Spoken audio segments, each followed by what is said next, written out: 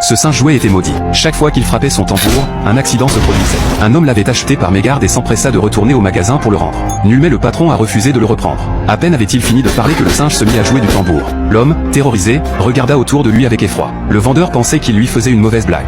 C'est alors qu'un rat dans un coin rongea une corde tendue. L'instant d'après, une flèche d'arbalète transperça le vendeur de plein fouet. Il baissa les yeux vers la plaie béante dans son abdomen sans comprendre ce qui venait d'arriver. Puis la flèche se rétracta comme attirée par une force invisible, accrochant ses intestins au passage et les arrachant complètement. Le vendeur mourut sur le coup. L'homme, paniqué, saisit un lance-flamme à proximité et brûla le singe. Quelques jours plus tard, deux enfants retrouvèrent le jouet parfaitement intact. Le grand frère, intrigué, remonta le mécanisme. Le singe ouvrit la bouche, leva les bras, fit tourner ses baguettes, puis s'immobilisa. Le garçon le jeta avec dédain à son petit frère. Leur nounou les emmena ensuite au restaurant. En ouvrant la portière de la voiture, elle découvrit le singe sur le siège arrière. Pendant le repas, le bras du jouet s'abaissa et le tambour résonna. Au même instant, le cuisinier balança sa spatule qui trancha net le cou de la nounou. Son corps s'effondra aussitôt. Les deux frères étaient horrifiés. Le lendemain, de retour à la maison, le petit découvrit le singe dans sa chambre. Il s'approcha et lui demanda s'il était responsable de la mort de leur nounou. Déterminé à le détruire, il prit un couteau de cuisine et l'abattit d'un coup violent. À sa grande terreur, du sang s'écoula du corps du jouet. Convaincu de sa nature maléfique, il le découpa en morceaux et jeta les débris à la poubelle. Mais le soir suivant, le grand frère aperçut une ombre qui bougeait dehors depuis sa fenêtre. Il s'approcha pour mieux voir. La silhouette du singe apparut.